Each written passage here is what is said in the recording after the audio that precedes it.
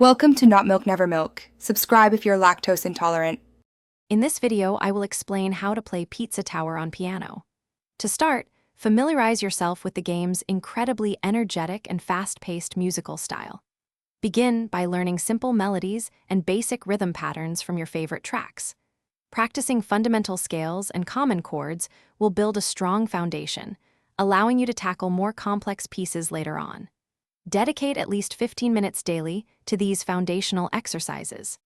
Next, focus on mastering the key rhythms and techniques. Many Pizza Tower tracks feature syncopated rhythms, so practice these carefully. Using a metronome is crucial for developing precise timing and maintaining a consistent tempo throughout your playing. When encountering challenging sections, break them down into smaller 2 to 4 measure phrases, practicing each one slowly before combining them. Understanding the harmonic structure is vital. Identify the common chord progressions used in the game's music, often featuring dominant seventh chords and lively arpeggios.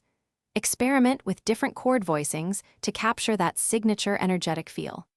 Once comfortable, try improvising simple harmonies over existing melodies, adding your own creative flair. This will deepen your musical understanding and expression. Finally, here are some practice and performance tips. Dedicate at least 30 minutes daily to consistent practice. Regularity is key. Record yourself playing to objectively identify areas needing improvement, such as timing or dynamics.